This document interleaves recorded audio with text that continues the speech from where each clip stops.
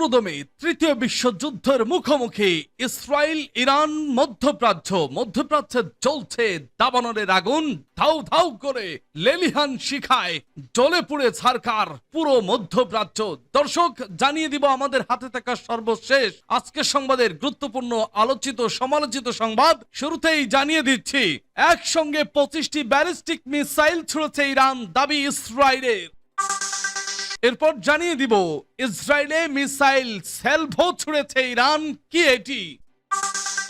আরো জানিয়ে দিব, ইরানের পরমাণু স্থাপনায় হামলা ভয়াবহ পরিণতি ডেকে আনতে পারে। এবং জানিয়ে দিব, ইসরায়েলকে হামলা বন্ধ করতে বলবেন না ট্রাম্প। আরো থাকছে, ইরানের হামলার ভয়ে হার্ট অ্যাটাকে এক নারীর মৃত্যু। সর্বশেষ জানিয়ে দেব, ইসরায়েলের বিরুদ্ধে ঐক্যবদ্ধ ইউরোপের 9 দেশ। শুনছিলেন সংবাদ শিরোনাম, এখন বিস্তারিত। তবে তার আগে অনুরোধ থাকবে, ভিডিওটিতে একটি লাইক এবং কমেন্টস করে জানিয়ে দিন আজকের এই ভিডিও সম্পর্কে আপনার মূল্যবান মতামত। আর অবশ্যই এই ভিডিওটি আপনার ফেসবুক সোশ্যাল মিডিয়ায় শেয়ার দিয়ে ছড়িয়ে দিন। আর জানিয়ে দিন আপনি কোন জেলা থেকে বা কোথা থেকে আমাদের সংবাদটি শুনছেন এবং দেখছেন। একসঙ্গে 25টি ব্যালিস্টিক মিসাইল ছুড়েছে ইরান, দাবি ইসরায়েলের। সংঘাতের অষ্টম দিনে আবারও ইসরায়েল জুড়ে একযোগে অন্তত 25টি ব্যালিস্টিক মিসাইল ছুড়েছে ইরান। শুক্রবার ইরানের সামরিক বাহিনীর এই হামলায় তেল আবিব, জেরুজালেম এবং হাইফা সহ বিভিন্ন প্রান্তে লোকজন আহত হয়েছেন বলে ইসরায়েলের গণমাধ্যম খবর দিয়েছে। টাইমস অফ ইসরায়েলের প্রতিবেদনে বলা হয়েছে, ইসরায়েল জুড়ে বিভিন্ন লক্ষ্যবস্তুতে আঘাত এনেছে ইসরায়েলের ছোড়া ক্ষেপণাস্ত্র। ইসরায়েলের স্থানীয় টেলিভিশন চ্যানেল 12 বলেছে, ইরানের ছোড়া এবারের ক্ষেপণাস্ত্রের বহরে অন্তত 39টি ক্ষেপণাস্ত্র শনাক্ত করা হয়েছে। যদিও ইসরায়েলের প্রতিরক্ষা বাহিনী বলেছে, নতুন দফার হামলায় ইরান 25টির মতো ব্যালিস্টিক ক্ষেপণাস্ত্র ছুড়েছে বলে ধারণা করা হচ্ছে।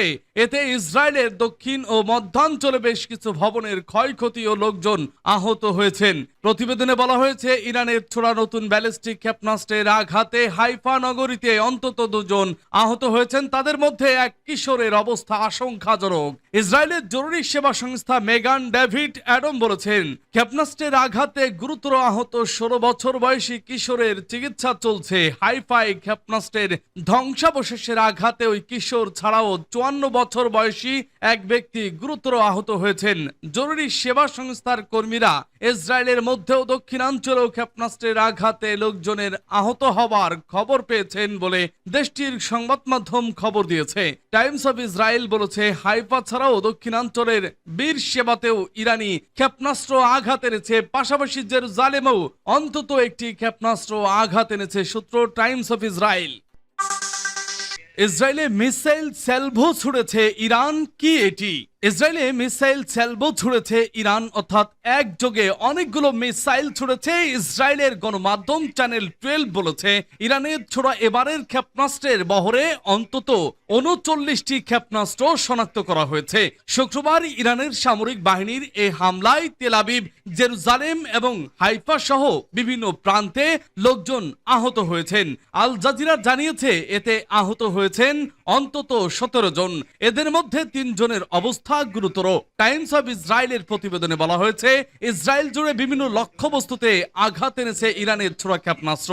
ইসরায়েলের প্রতিরক্ষা বাহিনী বলেছে, নতুন দফার হামলায় ইরান 25টির মতো ব্যালিস্টিক ক্ষেপণাস্ত্র ছুড়েছে বলে ধারণা করা হচ্ছে। এতে ইসরায়েলের দক্ষিণ ও মধ্যাঞ্চলে বেশ কিছু ভবনের ক্ষয়ক্ষতি ও লোকজন আহত হয়েছেন। ইসরায়েলের জরুরি সেবা সংস্থা মেগান ডেভিড অ্যাডম বলেছে, ক্ষেপণাস্ত্রের আঘাতে গুরুতর আহত 16 বছর বয়সী কিশোরের চিকিৎসা চলছে। হাইফাই ক্ষেপণাস্ত্রের ধ্বংসাবশেষের আঘাতে ওই কিশোর ছাড়াও 54 বছর বয়সী এক ব্যক্তি গুরুতর আহত হয়েছেন। জরুরি সেবা সংস্থার কর্মীরা ইসরায়েলের মধ্যে ও দক্ষিণাঞ্চলেও ক্ষেপণাস্ত্রের আঘাতে লোকজনের আহত হওয়ার খবর পেয়েছেন বলে দেশটির সংবাদ মাধ্যম খবর দিয়েছে। ইরানের পরমাণু স্থাপনায় হামলা ভয়াবহ পরিণতি ডেকে আনতে পারে। জাতিসংঘে চীনের রাষ্ট্রদূত ফু কং বলেছেন, ইরানের পারমাণবিক স্থাপনায় ইসরায়েলের হামলা বিপজ্জনক নজির সৃষ্টি করেছে। বিষয়টি ভয়াবহ পরিণতি ডেকে আনতে পারে। শুক্রবার জাতিসংঘ নিরাপত্তা পরিষদে দেওয়া ভাষণে তিনি একথা বলেন।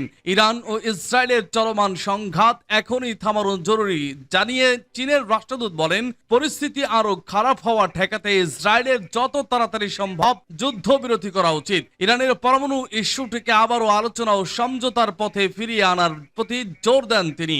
সূত্র আল জাজিরা। ইসরায়েলকে হামলা বন্ধ করতে বলবেন না ট্রাম্প। ইরানে ইসরায়েলি বিমান হামলা বন্ধে যুক্তরাষ্ট্রের হস্তক্ষেপ চেয়ে যখন ইউরোপীয় কূটনীতিকরা জোর আহ্বান জানাচ্ছেন, ঠিক সেই সময় মার্কিন প্রেসিডেন্ট ডোনাল্ড ট্রাম্প জানিয়ে দিলেন তিনি ইসরায়েলকে হামলা বন্ধ করতে বলবেন না। খবর আল জাজিরার। হামলা কমিয়ে আনা ও আলোচনার পথ খুলে দেওয়ার বিষয়ে ইউরোপীয় নেতাদের আহ্বানে সাড়া দিয়ে ইসরায়েলকে চাপ দেবেন কিনা সাংবাদিকদের এমন প্রশ্নের জবাবে ট্রাম্প বলেন, ইসরায়েল এখন জিতছে এবং তারা খুব ভালো করছে, তাই জয়ী পক্ষকে এমন অবস্থায় কিছু বলা কঠিন। অর্থাৎ তিনি ইরানে ইসরায়েলের চলমান হামলা বন্ধের জন্য কোনো হস্তক্ষেপ করবেন না। প্রসঙ্গত গত 13 জুন থেকে ইরানের পারমাণবিক স্থাপনা লক্ষ্য করে হামলা চালাচ্ছে ইসরায়েল। জবাবে ড্রোন ও ক্ষেপণাস্ত্র দিয়ে পাল্টা হামলা অব্যাহত রেখেছে তেহরান। পাল্টি এ হামলায় উভয় দেশের বহু মানুষ হতাহত হয়েছেন। উল্লেখ্য, মার্কিন প্রেসিডেন্ট ডোনাল্ড ট্রাম্পের রাজনৈতিক জীবন আর কৌশল বিশ্লেষণ করলে বারবার ভেসে ওঠে একই চিত্র। বিপদে পড়লেই তার মুখে শোনা যায় সেই পরিচিত সময়সীমা 2 সপ্তাহ।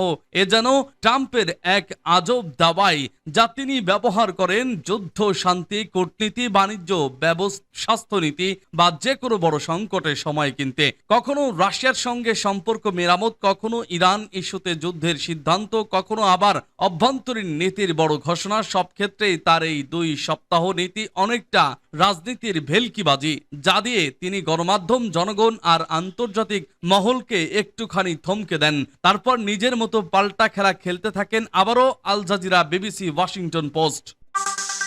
ইরানের হামলার ভয়ে হার্ট অ্যাটাকে এক নারীর মৃত্যু।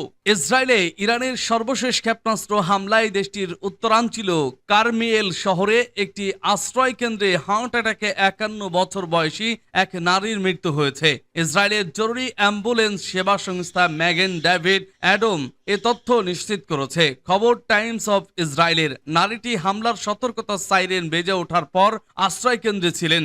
সেখানেই তিনি হঠাৎ হার্ট অ্যাটাকে আক্রান্ত হন এবং পরে অনেক চেষ্টার পরেও তাকে বাঁচানো সম্ভব হয়নি। এছাড়া উত্তরাঞ্চল হাইফা শহরে ক্ষেপণাস্ত্র আঘাতের ফলে মোট 23 জন আহত হয়েছেন, যাদের মধ্যে 3 জনের অবস্থা আশঙ্কাজনক। আহতদের মধ্যে একজন 16 বছর বয়সী কিশোর, যিনি শরীরের ওপর অংশে শার্পনেলের আঘাত পেয়েছেন।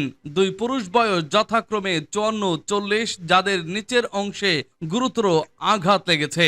বাকি 20 জন হালকা আঘাত পেয়েছেন বলে জানিয়েছে এমডিএ। ইসরায়েলি সেনাবাহিনী জানিয়েছে এই হামলায় মোট 25টি ক্ষেপণাস্ত্র ছোড়া হয়েছে, তবে চ্যানেল 12 বলছে মোট 39টি ক্ষেপণাস্ত্র ছোড়া হয়েছে। এদিকে ইরানের হামলার পর পাল্টা হামলা চালিয়েছে ইসরায়েল। ইরানের রাষ্ট্রীয় সম্প্রচার মাধ্যম IRIBর অধীন ইয়াং জার্নালিস্ট ক্লাব জানিয়েছে ইরানের দক্ষিণাঞ্চল শহরে বুশহরে আকাশ প্রতিরক্ষা ব্যবস্থা সক্রিয় করা হয়েছে। আল জাজিরার খবরে বলা হয়, ইসরায়েলের সামরিক বাহিনী জানিয়েছে তারা ইরানের দক্ষিণ পশ্চিমাঞ্চলে দেশটির সামরিক অবকাঠামোতে হামলা চালিয়েছে। ইসরায়েলের বিরুদ্ধে ঐক্যবদ্ধ ইউরোপের 9 দেশ। 2023 সালের 7 অক্টোবর থেকে গাজায় নির্বিচার হামলা চালিয়ে যাচ্ছে ইসরায়েল। এতে এখন পর্যন্ত প্রায় 51,000 ফিলিস্তিনি নিহত হয়েছেন, যাদের বেশিরভাগই নারী ও শিশু। 1948 সালে ফিলিস্তিনি উচ্ছেদ করে ইসরায়েল রাষ্ট্র প্রতিষ্ঠার মতো পরিস্থিতি ফের গাজায় তৈরি হচ্ছে বলে অভিযোগ তুলছে বিভিন্ন মহল। এরই মধ্যে দেশটি অধিকৃত পশ্চিম তীরে 22টি নতুন অবৈধ বসতি স্থাপনের ঘোষণা দিয়েছে। কাতার ভিত্তিক সংবাদ মাধ্যম আল জাজিরার তথ্য অনুযায়ী এইসব বসতির কিছু ইতিমধ্যে অনুমোদন ছাড়াই নির্মিত হয়েছে। ইসরায়েলের প্রতিরক্ষা মন্ত্রী ইসরায়েল কার্ডস এবং অর্থমন্ত্রী বেজালেল স্ট্রোটোসিস বসতি সম্প্রসারণের এই ঘোষণা দেন। কার্ডস বলেন, জোডিয়া এবং সামারিয়ায় আমাদের নিয়ন্ত্রণ জোরালো করতেই এই উদ্যোগ। ইসরায়েল ইতিমধ্যে পশ্চিম তীরে 100টিরও বেশি বসতি নির্মাণ করেছে, যেখানে 5 লাখের বেশি বসতি স্থাপনকারী রয়েছেন। এসব অঞ্চলে 30 লাখেরও বেশি ফিলিস্তিনি ইসরায়েলি সামরিক শাসনের অধীনে জীবনযাপন করছেন। এমন পরিস্থিতিতে ইউরোপের 9 দেশ Belgium, Finland, Ireland, Luxembourg, Poland, Portugal